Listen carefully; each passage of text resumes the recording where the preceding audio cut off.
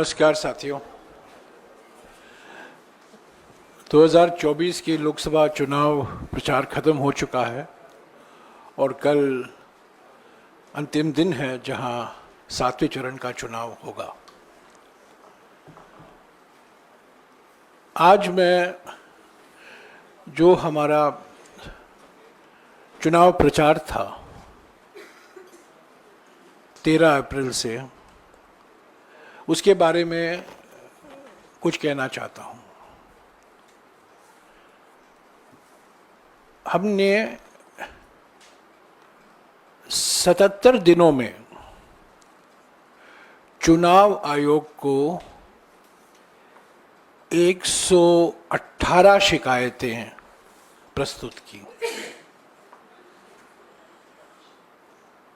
ये 118 शिकायतें आचार संहिता का उल्लंघन, रिप्रेजेंटेशन ऑफ पीपल्स एक्ट 1951 का उल्लंघन और सुप्रीम कोर्ट के अनेक निर्णयों का उल्लंघन है। इसकी पूरी जानकारी आपको मिल जाएगी और ये सारा डिटेल हमने एक टेबल भी बनाकर आपको मिल जाएगा अगले 5-10 मिनटों में। पर कुल मिलाकर 117 शिकायतें हैं। इस पर क्या कार्रवाई हुई है, क्या कार्रवाई नहीं हुई है, इसकी भी जानकारी यहां दी गई है। इस 117 शिकायतों में 14 शिकायत सिर्फ निवर्तमान प्रधानमंत्री के खिलाफ है। उत्तर प्रदेश के मुख्यमंत्री के खिलाफ 8 शिकायतें हैं। निवर्तमान गृह मंत्री के खिलाफ 3 शिकायत, बीजेपी अध्यक्ष जेपी नड्डा जी के खिलाफ, ये सब जानकारी आपको मिल जाएगा। मैं कुछ सारांश दे रहा हूं आपको। 117 शिकायतों में से निवर्तमान प्रधानमंत्री के खिलाफ 14 शिकायतें हैं उल्लंघन का। 8 शिकायतें उत्तर प्रदेश के मुख्यमंत्री के खिलाफ हैं, 3 निवर्तमान गृह मंत्री के खिलाफ हैं और बीजेपी अध्यक्ष स्मृति ईरानी, हेमंत बिस्वा शर्मा के खिलाफ भी कुछ शिकायतें हैं। कुल मिलाकर 117 शिकायतें हैं और जहां जहां कार्रवाई हुई है, पर मोटे तौर से मैं कह सकता हूं कि बहुत सारे ऐसे शिकायतें हैं जिस पर कुछ कार्रवाई नहीं हुई। पर इसकी जानकारी मैं आपको देना चाहता हूं कि 13 अप्रैल से लेकर 30 मई तक कांग्रेस पार्टी ने चुनाव आयोग को 117 शिकायतें प्रस्तुत की। चुनाव आयोग का मॉडल कोड ऑफ कॉन्डक्ट का उल्लंघन, रिप्रेजेंटेशन ऑफ पीपल्स एक्ट का उल्लंघन और सुप्रीम कोर्ट के अनेक निर्णयों का उल्लंघन, जिसका हमने ये जिक्र भी किया है। अफसोस की बात है कि निवर्तमान प्रधानमंत्री के खिलाफ, निवर्तमान गृह मंत्री के खिलाफ, उत्तर प्रदेश के मुख्यमंत्री के खिलाफ कोई कार्रवाई, कोई नोटिस नहीं दी गई और ये जानकारी आपको मैं दे दूंगा। दूसरी बात जो मैं कहना चाहता हूं, पिछले 72 दिनों में जब से प्रधानमंत्री ने अपनी चुनाव प्रचार की शुरुआत की थी, पिछले 72 दिनों में हमने प्रधानमंत्री से 272 सवाल पूछे। खड़े हो जाए।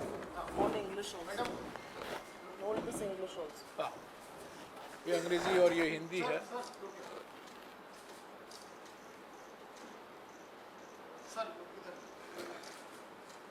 और ये सवाल जब कहीं जाते थे 3 या 4 सवाल हम उनसे पूछा करते थे। तो इस रिपोर्ट का शीर्षक है 72 दिन 272 सवाल, 0 जवाब, भाग मोदी भाग। तो ये सारे सवाल जो हमने उठाए हैं, आखिरी सवाल जो हमने उठाया था जब प्रधानमंत्री होशियारपुर गए थे, निवर्तमान प्रधानमंत्री होशियारपुर गए थे, तो 272 सवाल हमने पूछे हैं, एक जवाब भी नहीं आया है। पर प्रधानमंत्री ने एक चीज तो नोटिस उन्होंने कर ली और उनको थोड़ा बुरा लगा कि एक सवाल के संदर्भ में हमने निवर्तमान शब्द का इस्तेमाल नहीं किया था और उन्होंने कह दिया, देखिए अभी ये हमें निवर्तमान शब्द नहीं इस्तेमाल कर रहे हैं, इसका माने ये है कि हम हार मान गए हैं। वो गलती होगी, एक दिन एक सवाल के संदर्भ में वो निवर्तमान शब्द निकल गया, पर होशियारपुर तक हमने निवर्तमान प्रधानमंत्री शब्द का इस्तेमाल किया है, क्योंकि वो असली बात यह है कि वो निवर्तमान प्रधानमंत्री हैं।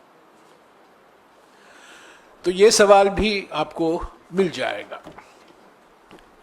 तीसरी बात, कांग्रेस पार्टी का जो अभियान रहा है, जो चुनाव प्रचार रहा है, बड़ा सकारात्मक एजेंडा और नैरेटिव जो तय किया गया है,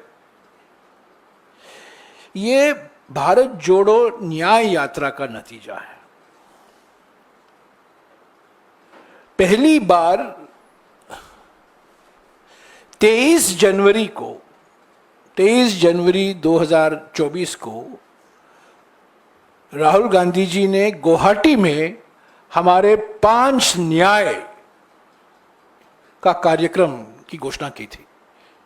नारी न्याय, युवा न्याय, किसान न्याय, श्रमिक न्याय और हिस्सेदारी न्याय। 23 जनवरी को पहली बार राहुल जी ने ये 5 न्याय का कार्यक्रम का जिक्र किया था। 5 फरवरी 2024 को राहुल जी ने रांची में हिस्सेदारी न्याय की बात की और हिस्सेदारी न्याय को लेकर क्या हमारे 5 गारंटियां हैं उसका उन्होंने जिक्र किया। 13 फरवरी को अंबिकापुर में कांग्रेस अध्यक्ष मल्लिकार्जुन खड़गे जी और राहुल जी दोनों ने किसान न्याय को लेकर जो हमारे 5 गारंटियां हैं, एमएसपी को लेकर, कर्जा माफ गारंटी को लेकर जो 5 गारंटियां हैं उनकी घोषणा की। ये 13 फरवरी 2024 को। तब 7 मार्च 2024 को बांसवाड़ा में कांग्रेस अध्यक्ष मल्लिकार्जुन खड़गे जी और राहुल जी ने युवा न्याय को लेकर जो हमारे 5 गारंटियां हैं उसकी उन्होंने घोषणा की। 12 मार्च को नंदुरबार में राहुल जी ने कांग्रेस पार्टी के आदिवासी संकल्प, 5 सूत्री आदिवासी संकल्प, आदिवासी न्याय संकल्प की घोषणा की। 13 तारीख को धूले में राहुल जी ने नारी न्याय को लेकर, जहां उन्होंने कहा कि हर गरीब परिवार के एक महिला को हर साल 1 लाख रुपया सीधा उनके खाते में भेजा जाएगा, वो धूले में 13 मार्च को उसकी घोषणा की गई। 14 मार्च को नासिक में,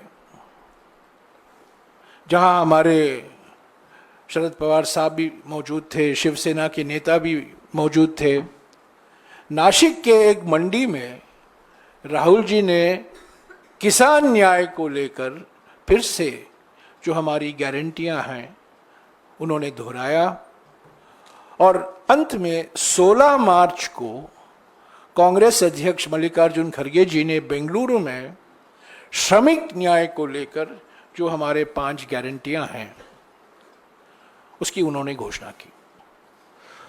तो आप देख सकते हैं 23 जनवरी से लेकर 16 मार्च तक कांग्रेस पार्टी ने 5 न्याय 25 गारंटी का कार्यक्रम हमारे देश की जनता के सामने रखा, जो हमारे घोषणा पत्र न्याय पत्र में शामिल किया गया था। चौथी बात, 29 अप्रैल पाटन से, गुजरात से राहुल जी अपने सार्वजनिक सभाओं में भारत, ये है भारत का संविधान,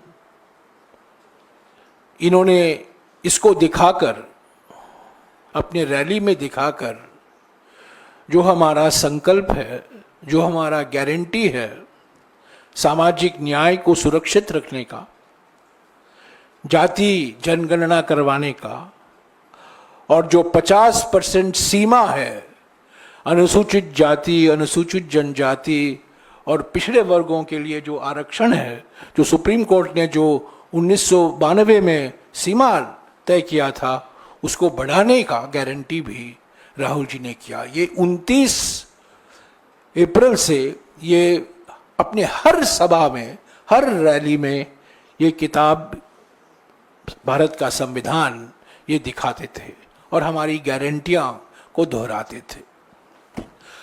तो हम समझते हैं कि हमारे चुनाव प्रचार के कारण, हमारे 5 न्याय 25 गारंटी के कारण, और जो हमने प्राथमिकता संविधान को सुरक्षित रखने के लिए जो हमने, हमारे कांग्रेस अध्यक्ष ने, राहुल जी ने, प्रियंका जी ने बार बार इसको दोहराया, हम समझते हैं कि यही वजह है कि इंडिया जनबंधन को स्पष्ट और निर्णायक बहुमत जरूर मिलेगा 4 तारीख को।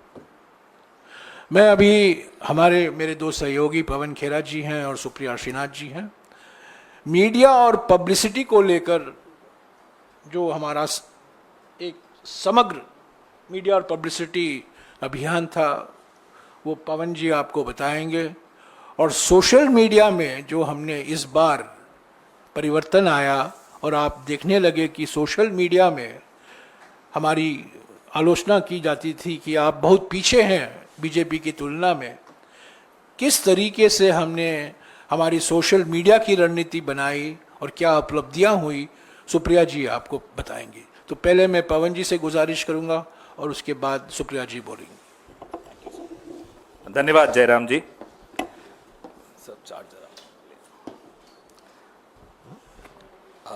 जब भी कोई चुनाव होता है, कोई भी पार्टी जब वोट मांगने जाती है तो अपने मुद्दे सामने रखती है, अपने प्रचार के जो स्तंभ होते हैं वो सबके सामने रखती है।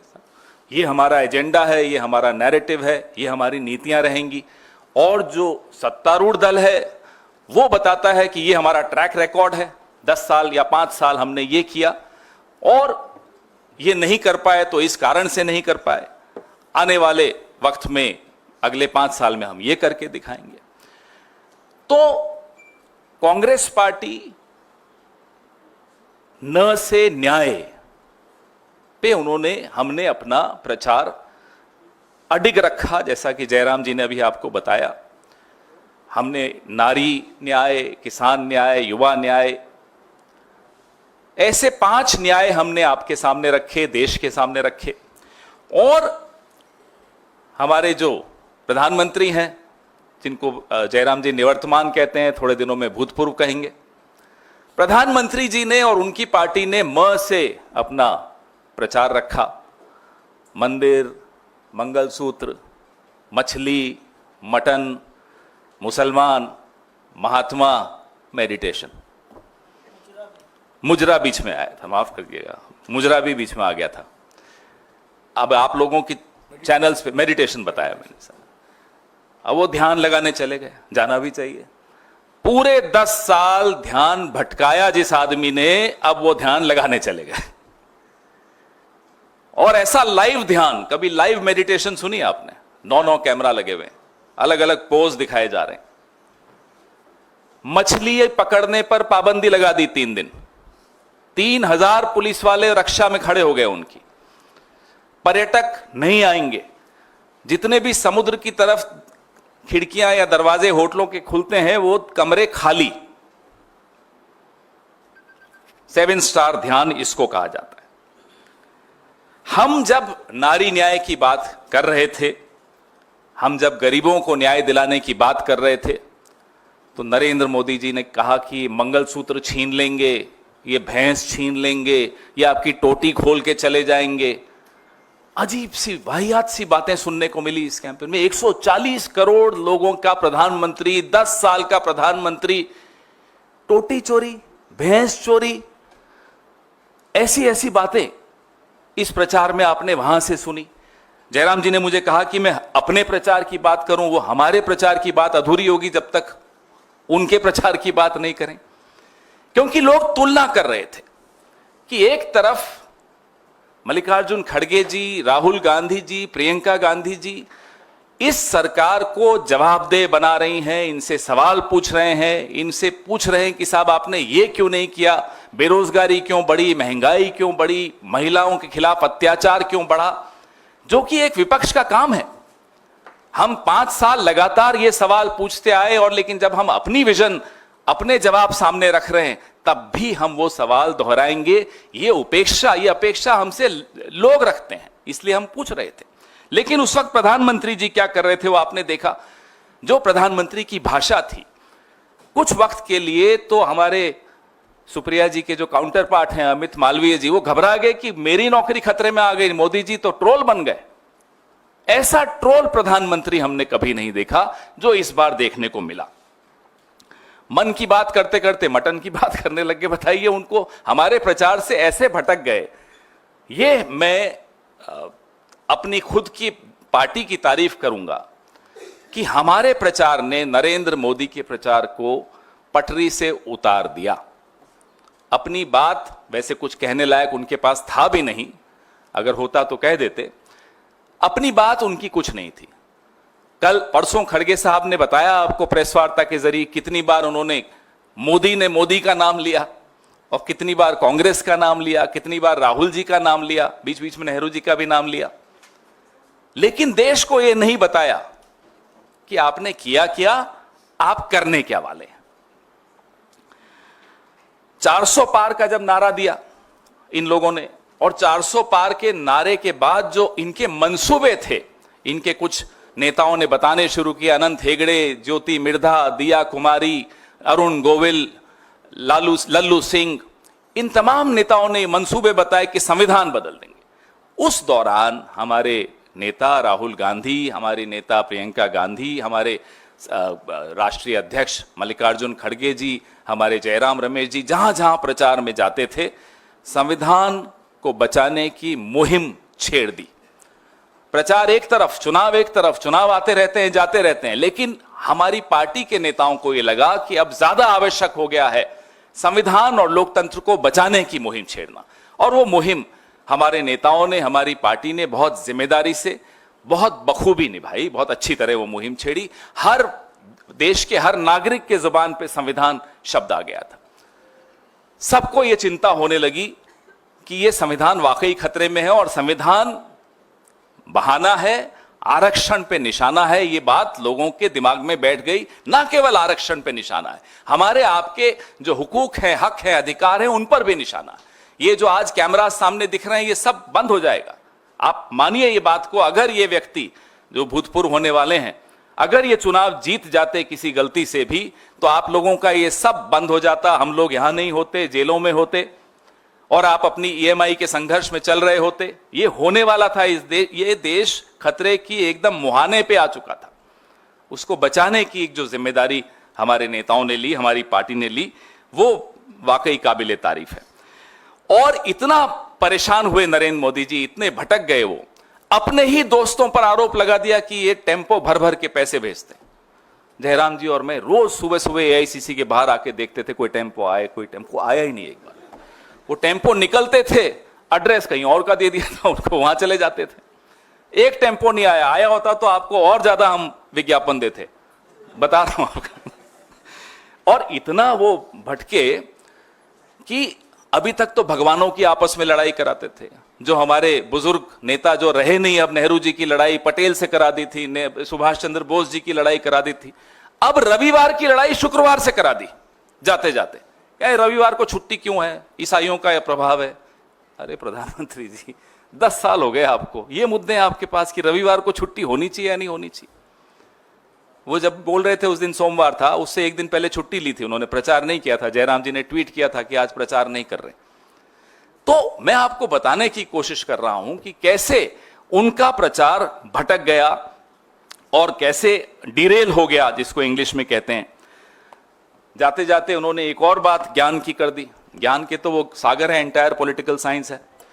बोले कि बापू को कोई जानता ही नहीं था, पिक्चर बनी तब से जानते थे। मोदी जी आप पर 100 पिक्चरें बन जाए ना, आपको लोग भूल जाएंगे। ये आप लिख कर ले लीजिए, आपको पिक्चरें भी अब नहीं बचा पाएंगी। जो लेगेसी है, जो आप विरासत छोड़कर जा रहे हैं इस लोकतंत्र के लिए, उसको लोग भुलाने की कोशिश करेंगे, आने वाली पीढ़ियां भूलने की कोशिश करेंगी। यह स्थिति है। जर्मनी में एक शासक था, उसको लोग भुलाते हैं। आप जर्मनी में जाइए, उसका नाम ले लीजिए, वो बड़ी, उनका चेहरे का हाव भाव बदल जाते हैं, उनको शर्म आ जाती है। यही हालत इस देश में नरेंद्र मोदी जी की होने वाली है, विश्व में नरेंद्र मोदी जी की होने वाली। आने वाले 4 जून को हम फिर आपसे मिलेंगे और पूरे इन ऑल ह्यूमिलिटी हम आपको कह रहे हैं, विनम्रता के साथ कह रहे हैं, आप लोगों ने बहुत गर्मी में झेला, बहुत मेहनत की, बहुत पसीना बहाया, आपकी भी मेहनत कामयाब होगी। लोकतंत्र जीतेगा, इंडिया गठबंधन की सरकार बनेगी। बहुत बहुत धन्यवाद। शुक्रिया।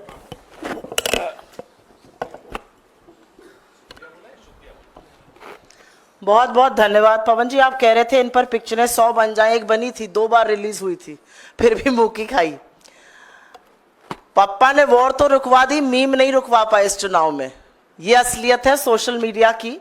और मैं कुछ आंकड़ों से बात कर देती हूँ। आंकड़े मुझे बेहद पसंद हैं और आंकड़े कभी झुठलाए नहीं जाते। ये पब्लिकली अवेलेबल डेटा है, आप में से कोई भी चाहिए हमारे स्टैट्स को या थर्ड पार्टी टूल को यूज करके बीजेपी के स्टैटिस्टिक्स को देख लीजिएगा।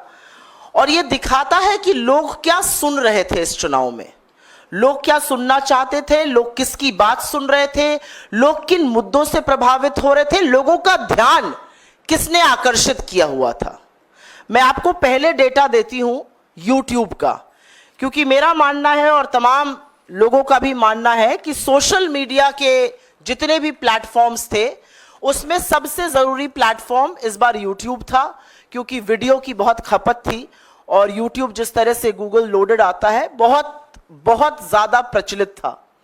YouTube पर मार्च से मई के बीच में, और मैं 16 मार्च के डेटा से बात करी क्योंकि जिस दिन चुनाव अनाउंस हुआ था उससे 30 मई तक का डेटा है, 613 मिलियन व्यू कांग्रेस पार्टी के थे, 150 मिलियन व्यू भाजपा के थे। तो कहीं ना कहीं YouTube पर भी लोग हमारी बात सुन रहे थे, हमारे नेताओं को सुन रहे थे, हमारी रैलियों को सुन रहे थे, हमारी प्रेस कॉन्फ्रेंस को सुन रहे थे। इसमें एक बड़ा इंटरेस्टिंग डेटा यह है, और YouTube का डेटा देने के पहले मैं एक और डेटा दे देती हूं, इंस्टाग्राम का डेटा।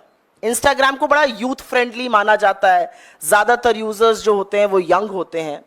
इंस्टाग्राम पे हमारी एवरेज लाइक 1,21,000, बीजेपी की एवरेज लाइक 26,945। यह दिखाता है आपको कि डेली फॉलोअर जब हमारे 33,000 बढ़ रहे थे तो बीजेपी के 5,300 बढ़ रहे थे।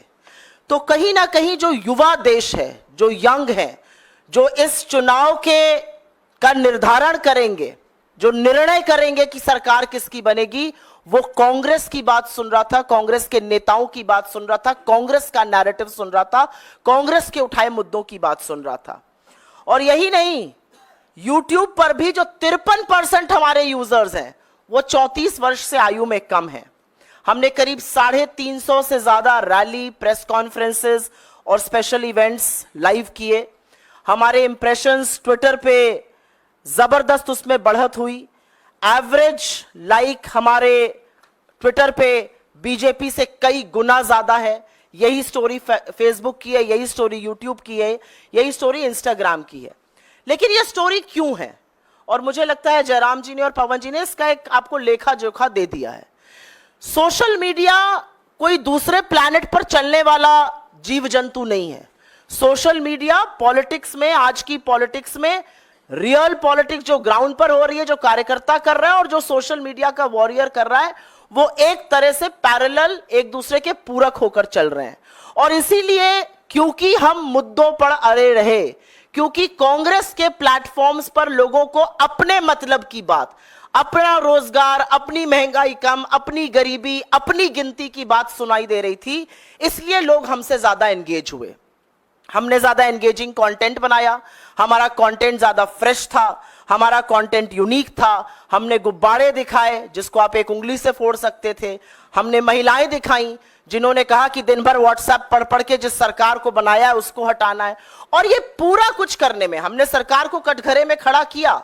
मीडिया ने भी, हमारे मीडिया विभाग ने भी खड़ा किया, हमने भी खड़ा किया। हमने कटु आलोचना करी, हमने तीखे प्रहार किए, लेकिन हमने एक बार भी राजनीति की शुचिता और मर्यादा को नहीं लांघा। और उसका परिणाम है कि लोगों ने दिल खोलकर हमारा कंटेंट देखा, उसको सराहा, उसका एंगेजमेंट ज्यादा था और यह दिख रहा था आपको पूरी तरह से। एक बड़ी विचित्र बात थी, अगर आप कांग्रेस के किसी भी सोशल मीडिया प्लेटफॉर्म पर जाते, कांग्रेस के किसी नेता के प्लेटफॉर्म पर जाते, पवन जी पर जाते, मुझ पर जाते, जयराम जी पर जाते, राहुल जी के पे भी जाते, तो वहां पर आपको आम जनता की आवाज जरूर दिख रही थी। 4-5 दिन के कंटेंट हम आम जनता की आवाज लगाते थे। बीजेपी के पूरे सोशल मीडिया से, उनकी पूरी स्ट्रैटेजी से आम आदमी की आवाज पूरी तरह से गायब है। वही पेड एक्टर, वही इक्के दुक्के लोग और वही विभत्स बेवकूफी के ऐड। बीजेपी ने कहीं पर इस देश को बेवकूफ समझने की गलती की। इसलिए गलती अगर ये ना करते तो वो 2014 का जो कैंपेन था वो 2024 में रिपीट नहीं करते। कोई फ्रेशनेस नहीं, आपने एक एक्टर हायर कर लिया, उसको किसी राजनेता जैसा लगा दिया, उससे बेवकूफी के बयान आप कहलवाते जा रहे हैं। ये बहुत बोर हो चुकी है जनता। एंगेजमेंट दिखाता है कि जनता क्या सराह रही है और क्या नहीं। ऐसे भी दिन हमने देखे जब गृह मंत्री को 4 लोग सुन रहे थे, मोदी जी को 400 लोग बीजेपी के प्लेटफॉर्म पर सुन रहे थे और 4-4 लाख से 40 लाख लोग हमारे नेताओं को यूट्यूब प्लेटफॉर्म्स पे सुन रहे थे। हमने रियल टाइम फैक्ट चेक किया, बखिया उधेड़ी, कलई खोली बीजेपी के और मोदी जी के हर झूठ की। लेकिन हां, मैं यहां पर पूरी तरह से धन्यवाद, साधुवाद देना चाहती हूं अपनी लीडरशिप का। हमारे अध्यक्ष राहुल जी, प्रियंका जी, सब लोग, जयराम जी, हम लोग मुद्दों पर डटे रहे। हम बिल्कुल भी डिस्ट्रैक्ट नहीं हुए। हमारा मुद्दा महंगाई था, बेरोजगारी था, आर्थिक असमानता था, महिला सुरक्षा था, बदहाल किसान था, मजदूर जो मजबूर है वो था, और हमारा इशू था हाशिए पर जो लोग हैं वो मुख्य धारा में आए। क्योंकि हमने वो बात करी, लोगों ने हमारी बात सुनी। असलियत यह है कि मोदी जी मंगल सूत्र और मुजरे की बात कर रहे थे, राहुल गांधी अग्निवीर और किसान की बात कर रहे थे। मोदी जी अपने परमात्मा होने का प्रूफ दे रहे थे दुनिया को। राहुल जी पूछ रहे थे कि पोर्श से अगर एक लड़के से एक्सीडेंट हो जाता है, उसको 300 शब्दों का निबंध लिख के छोड़ दिया जाता है। कोई ड्राइवर से होता है तो उसको 10 साल के लिए जेल में क्यों डाल दिया जाता है। तो लोगों को समझ में आ रहा था कि कौन मुद्दे की बात कर रहा है, कौन लेखा जोखा दे रहा है, किसके पास भविष्य का एक खाका, भविष्य की एक रणनीति है। और उसी के चलते ये कैंपेन सक्सेसफुल थी। तमाम जगहों से सराहना आई, लेकिन सबसे ज्यादा सराहना जब आप फील्ड पर जाते हैं, जब लोग आपसे मिलते हैं और लोग आपका कंटेंट आपको कोट करते हैं, वो सबसे बड़ी सराहना होती है।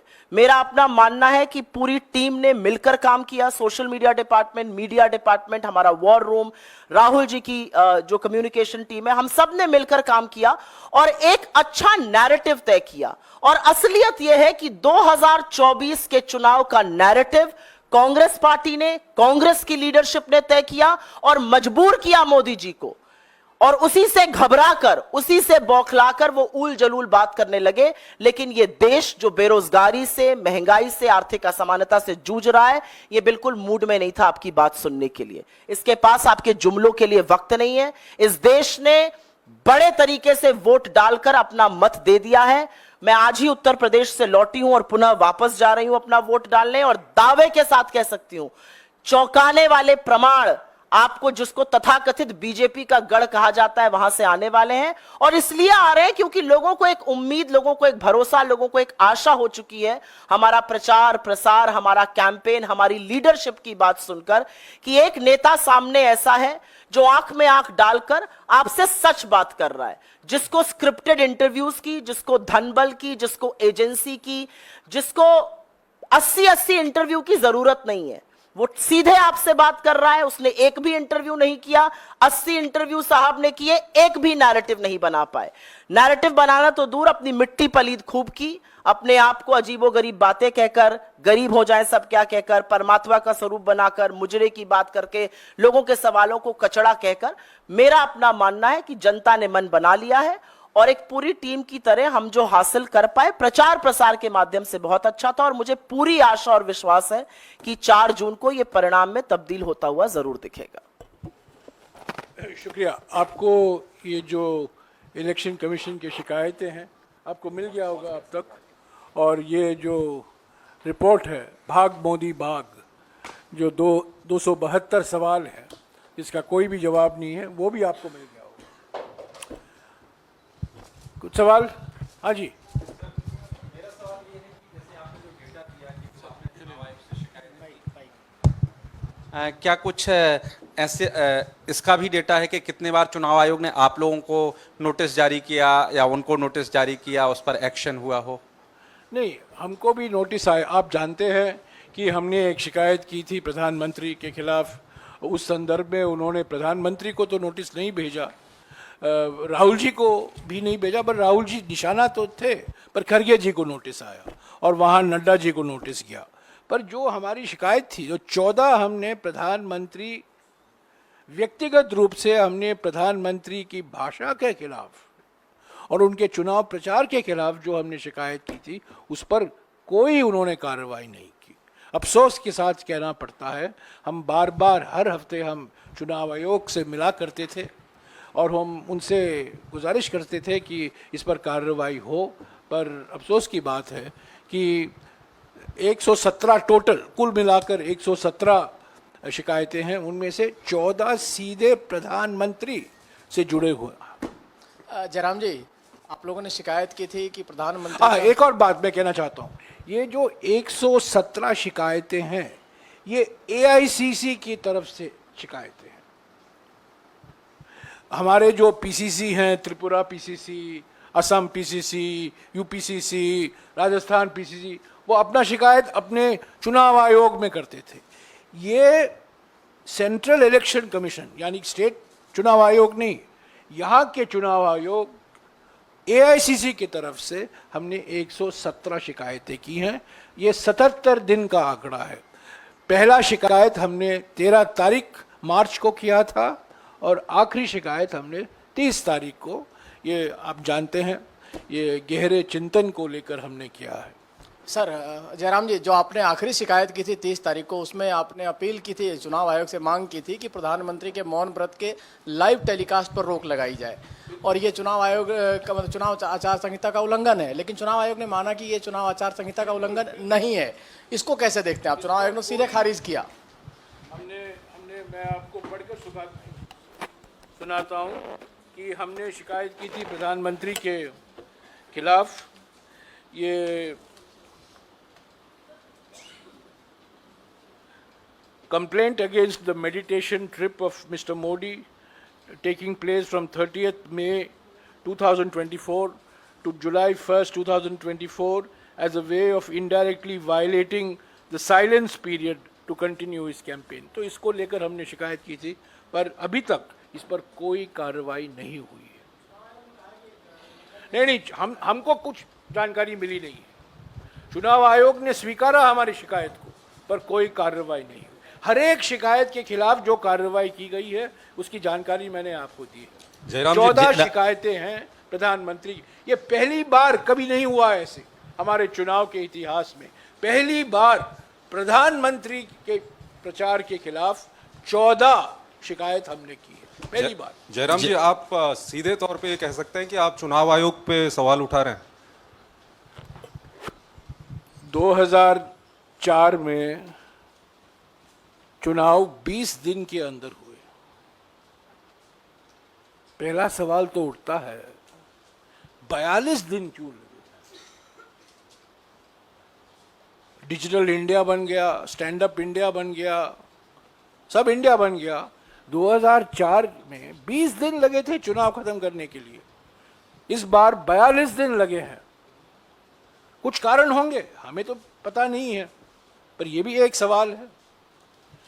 जिस तरीके से हमने शिकायत की है, जिस मात्रा में हमने शिकायत की है, और किस तरह से उन्होंने कार्रवाई नहीं की है, इस पर भी सवाल उठते हैं। हमने मई 2023 से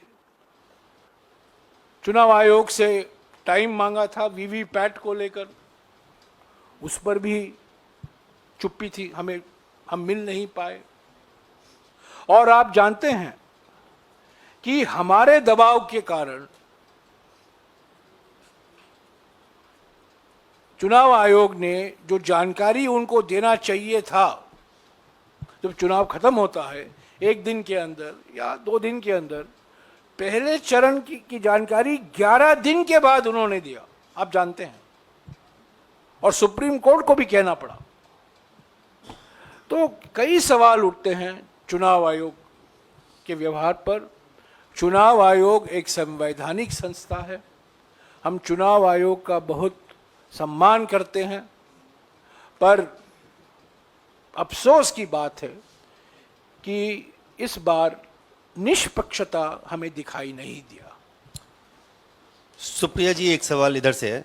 सुप्रिया जी, आज कुछ जगहों पे ये खबर छपी है कि आपके शायद संज्ञान में आया होगा कि गार्जियन अखबार ने ये खबर लिखी है कि सोशल मीडिया प्लेटफॉर्म पे अपोजिशन के रीच को रेस्ट्रिक्ट करने के लिए इस पूरी चुनावी प्रक्रिया के शुरू होने से पहले सरकार ने या तो कोई डील किया या उनको दबाव मिलाया। बावजूद इसके जो परफॉर्मेंस आप लोगों का रहा और ये जो खबर आई है, इसको लेकर आप क्या कहें? मैं सबसे पहले तो ये कहूंगी कि मुझे गार्जियन अखबार की खबर का जो संज्ञान है वो मिला सवेरे।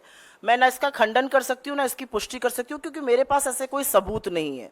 लेकिन असलियत यह है कि जो सप्रेशन होता है विपक्षी नेताओं के सोशल मीडिया अकाउंट्स के साथ, विपक्ष के सोशल मीडिया अकाउंट्स के साथ, वो पूरी तरह से साफ दिखता है। लेकिन उसके बावजूद भी अगर हम 5-5, 6-6 गुना हमारे इंप्रेशंस, हमारी रीच, हमारे व्यूज बीजेपी से कहीं बेहतर है, जबकि हमारे फॉलोअर्स उनसे कम है, क्योंकि हमारे रियल फॉलोअर्स हैं, हमारे बॉट्स नहीं है, तो ये अपने आप में एक कहानी बयां करता है। इसमें कोई दुरेज नहीं है मुझे कहने का कि विपक्ष के तमाम जो अच्छे अकाउंट्स थे, जो अकाउंट्स हमारे समर्थकों के थे, जो हमारी पार्टी का हिस्सा भी नहीं है, जो वॉलंटियर्स होते हैं, उनको सस्पेंड करने का, उनको अकाउंट रिस्ट्रिक्ट करने का, उनको इंडिया में बैन करने का लगातार इस सरकार ने काम किया। और सिर्फ इसलिए किया क्योंकि कोई किसानों की बात कर रहा था, कोई लोकतंत्र की बात कर रहा था, कोई कॉन्स्टिट्यूशन की बात कर रहा था। मेरे पास खुद मेल आया ट्विटर से और उसमें था कि मैंने कुछ कॉन्स्टिट्यूशन पे बोला था, उन्होंने कहा आप इस पे नहीं बोल सकते, आपको ये रिस्ट्रिक्ट है। मैंने नहीं हटाया, वो आपको रिस्ट्रिक्ट करनी है रीच, मेरी रिस्ट्रिक्ट करिए।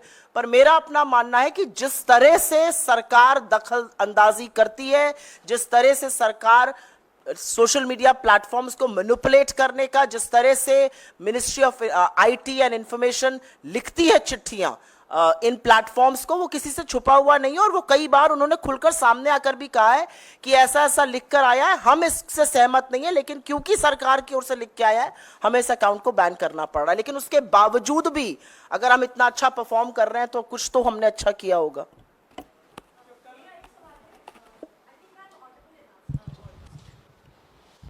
मेरा सवाल है जयराम रमेश जी को। अगर वेस्ट बंगाल के जो क्वेश्चंस हैं वो देखे जाए तो वो बिल्कुल ही तृणमूल कांग्रेस पिछले उनके चुनाव के जो प्रचार के टाइम पे जो सवाल उन्होंने उठाए हैं उससे हूबहू मिलते जुलते हैं कांग्रेस के सवाल भी। क्या ये अपने अलाइज को ज़्यादा खुश करने के लिए और ज़्यादा? ये संयोग है। इसमें कोई राजनीति नहीं है। पश्चिम बंगाल में जो चुनाव लड़ाया गया है लोकसभा के लिए लड़ा गया है, ये विधानसभा के चुनाव नहीं है। और हम बीजेपी के खिलाफ लड़ रहे हैं, ये विधानसभा चुनाव नहीं है। और टीएमसी के नेता ने खुद कहा है कि मैं इंडिया जनबंधन को समर्थन देती हूँ। टीएमसी इंडिया जनबंधन का हिस्सा है। जो सवाल हमने किया है, जब भी प्रधानमंत्री पश्चिम बंगाल जाते हैं और गए हैं, वो पश्चिम बंगाल की जनता वो सवाल कर रही है। इसको आप कोई राजनीतिक चश्मे के से मत देखिएगा, ये जनता के सवाल हैं। और जो भेदभाव हुआ है पश्चिम बंगाल सरकार के खिलाफ, वो भेदभाव पश्चिम बंगाल की जनता के साथ हुआ है, इसीलिए हमने ये मुद्दे उठाए हैं। मैं जानता हूं आपके प्रश्न के पीछे क्या मायने हैं पर इसीलिए मैं आपको कह रहा हूं, ये किसी एक पार्टी के पक्ष के लिए नहीं है। पर यह बात सही है कि ये सवाल टीएमसी भी उठा रही है, और ये सवाल कुछ बीजेपी के नेता ने भी उठाया है पश्चिम बंगाल में, क्यों हमारे खिलाफ भेदभाव किया जा रहा है। तो ये पश्चिम बंगाल के सवाल पश्चिम बंगाल की जनता की चिंता है, इसीलिए हमने उठाया। कल राहुल गांधी ने एक वीडियो जारी किया था और उसमें उन्होंने ये अपील किया है कि अंतिम समय तक पोलिंग बूथ और स्ट्रांग रूम पर नज़र बनाए रखें। तो क्या गड़बड़ी के आसार नज़र आ रहे हैं, इसके पीछे क्या देखते हैं आप? मुझे लगता है कैंपेन खत्म करने के बाद राहुल जी ने पूरे देश में हर प्रांत में, कितने शहरों में, कितनी कंस्टिट्यूएंसीज में जाकर कैंपेन किया है। और हम लोगों में से हम सब लोग किन्हीं किन्हीं रैलीज में वहां पर रहे, और जिस तरह से जन सैलाब और एक सुनामी हमने देखी है, मुझे लगता है उनका वीडियो जो था, उसका जो पहला अंश था, वो लोगों को, कांग्रेस के कार्यकर्ताओं को, इंडिया गठबंधन के कार्यकर्ताओं का साधुवाद करते हुए था। और उन्होंने बिल्कुल सही कहा कि आप लोग मुस्तैदी से डटे रहिएगा और ईवीएम पर नजर रखिएगा, पोलिंग पर आखिरी दम तक रहिएगा जब तक काउंटिंग हो रही है। इसमें कहने में क्या दिक्कत है? लोगों के मन में संशय तो है ही ईवीएम को, तो अपने कार्यकर्ताओं को एड्रेस कर रहे हैं, इसमें तो मुझे नहीं लगता कोई कंट्रोवर्सी, ऐसा कोई सवाल आना चाहिए।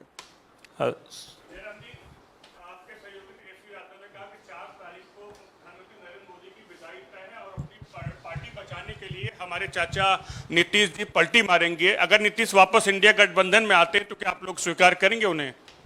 पलटी मारने का उनकी आदत है, पुरानी आदत है, क्या करें।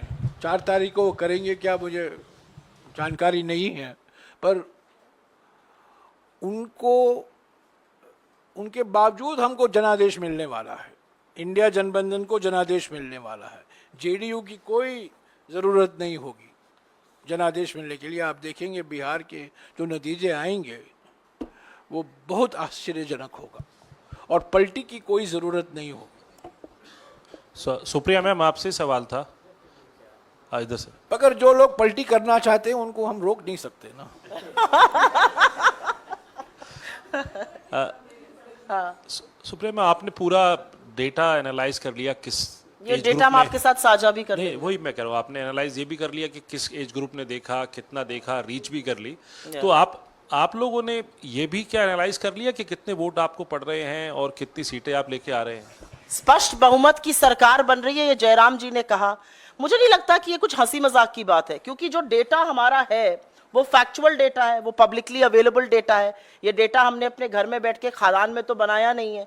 तो जो लोग हमें देख रहे हैं, हमारे इंप्रेशंस आ रहे हैं, हमारे व्यूज आ रहे हैं, हमारा एंगेजमेंट आ रहा है, कमेंट आ रहा है, लाइक आ रहा है, उस डेटा को हम आपके साथ साझा कर रहे हैं। आप जब वीडियो देखते हैं और आप लोग सब लोग रील वगैरह देखते हैं, जो पसंद आती है उसी को लाइक करते हैं, जो पसंद नहीं आती उसको लाइक नहीं करते। तो अगर 5 गुना लोग हमारे कहे हुए मुद्दों को, हमारे लीडर्स के वीडियो को, हमारी रैलीज के वीडियो को, हमारी प्रेस कॉन्फ्रेंसेस को लाइक कर रहे हैं, तो कहीं ना कहीं वो हमसे प्रभावित है, और जो हमसे प्रभावित है वो जाकर इंडिया गठबंधन वाले निशान पर ही बटन दबाएगा।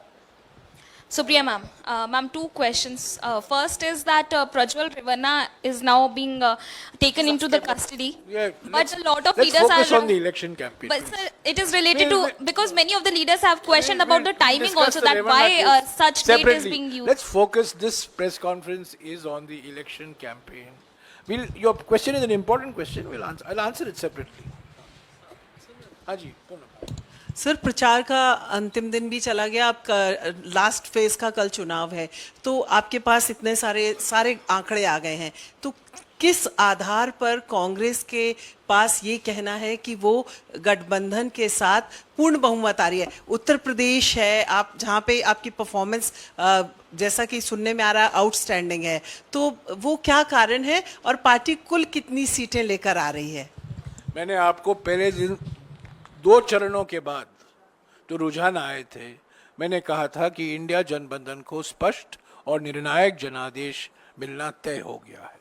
राजस्थान, महाराष्ट्र, कर्नाटका, उत्तर प्रदेश, बिहार, तेलंगाना ऐसे राज्यों में जहां 2019 में हमारा बिल्कुल सफाया हो गया था, इस बार आप देखेंगे हमारा प्रदर्शन बहुत मजबूत होगा। राजस्थान में हमारा ही प्रदर्शन मजबूत होगा, महाराष्ट्र में, उत्तर प्रदेश में, बिहार में गठबंधन के रूप में हमारा प्रदर्शन मजबूत होगा। तो पहला कारण यह है, और मैं दिल्ली में बैठकर नहीं कह रहा हूं, मैं खुद इन राज्यों में गया हूं, हमारे नेता गए हैं, हमारे कांग्रेस अध्यक्ष गए हैं, राहुल जी गए हैं, प्रियंका जी गई हैं, मेरे दो साथी भी गए हैं, मैं खुद गया हूं।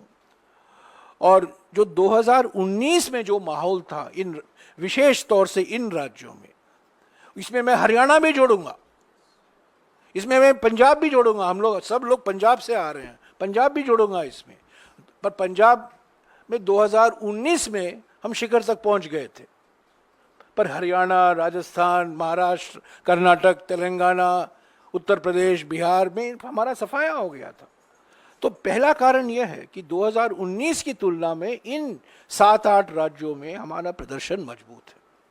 पर सबसे बड़ा कारण हमारे आत्मविश्वास का यह है प्रधानमंत्री का प्रचार। जिस तरीके से वो भोकलाए गए हैं और रोज को नया मुद्दा ढूंढते थे, कोई कंसिस्टेंट, ये आलोचना कांग्रेस पार्टी की जाती थी कि आपका कोई नैरेटिव नहीं है, आप रोज बदलते रहते हैं। इस बार प्रधानमंत्री पर यह आरोप लगाया जा सकता है, रोज एक नया जान हटाने के लिए एक नया मुद्दा उठा देते थे, और जो झूठ की महामारी है वो उन्होंने फैलाया है। हमारे घोषणा पत्र को लेकर, राहुल जी के भाषणों को लेकर, खड़गे जी के भाषणों को लेकर, ये बिल्कुल साफ हो गया था कि वो घबराए हुए हैं, भौखलाए हुए हैं। वो जो प्रधानमंत्री में जो जिस आत्मविश्वास के साथ वे बोला करते थे, इस बार देखिए वो दिखाई नहीं देता है, थके हुए दिखते हैं। तो इसीलिए हमें विश्वास है। और तीसरी बात, 2019 में एक बालाकोट था, वो एक मुद्दा था, भावनात्मक मुद्दा था। इस बार कोई लहर नहीं था, चुपचाप तरीके से किसान, युवा, और मैं समझता हूं संविधान को लेकर जो मुद्दा बना, आरक्षण को लेकर जो मुद्दा बना, ये हमारे लिए बहुत फायदेमंद हुआ। तो इसीलिए मैं कह रहा हूं आत्मविश्वास के साथ, कोई एक आंकड़ा नहीं दूंगा, पर मैं ये कहूंगा कि जनादेश स्पष्ट और निर्णायक होगा, और एनडीए के जो कई घटक दल हैं कतार में खड़े होंगे इंडिया में शामिल होने के लिए। और थैंक यू।